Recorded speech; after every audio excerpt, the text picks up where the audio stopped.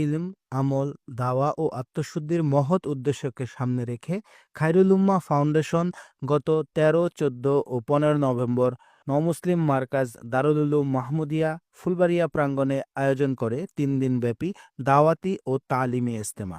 অনুষ্ঠানটির সার্বিক তত্ত্বাবধানে ছিলেন উপমহাদেশের প্রখ্যাত দায়ী মুফতি জুবায়ের আহমদ হাফিজাহুল্লাহ। এটি ছিল গতানুগতিক ওয়াজ মাহফিলের বাইরে এক ভিন্নধর্মী আয়োজন।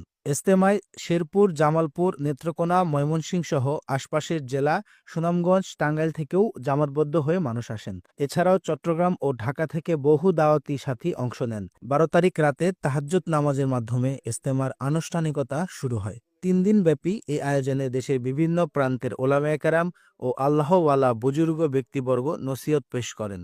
তাদের মধ্যে উল্লেখযোগ্য হল মাদ্রাসা দারুর রাশাদের সম্মানিত পরিচালক মাওলানা মুহাম্মদ সালমান হাফিজাহুল্লাহ, খানকায়ে হুসাইনিয়া মাদানিয়ার সম্মানিত মুতাআল্লি মুফতি মাহবুবুল্লাহ কাসেমি হাফিজাহুল্লাহ, দিনিয়াত বাংলাদেশের প্রধান মাওলানা সালমান হাফিজাহুল্লাহ, ইসলামিক অনলাইন মাদ্রাসা IOM এর পরিচালক ইঞ্জিনিয়ার খন্দকার মাসুস হাফিজাহুল্লাহ এবং আরও বহু সম্মানিত আলেমে দ্বীন।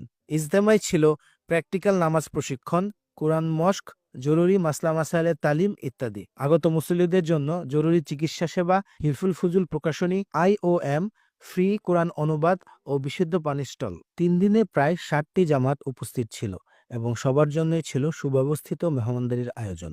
ইজতেমায় অংশগ্রহণকারীরা দৃঢ় নিয়ত করেন আজীবন ইসলামের পথে অবিচল থাকা এবং দ্বীনের খেদমতে নিজেকে নিবেদন করার। অবশেষে ১৫ই নভেম্বর সকাল ১০:৩০টায় কান্নাকাটির আবহে আখেরি মোনাজাতের মাধ্যমে পুরো উম্মার হেদায়েত কামনা করে দাওয়াতি ও তালেমে ইজতেমা ২০২৫-এর সমাপ্তি ঘটে। আলহামদুলিল্লাহ, আগামী বছর ২০২৬ সালের দাওয়াতি ও তালিমে ইজতেমার তারিখ নির্ধারিত হয়েছে ৫, ৬, ৭ নভেম্বর।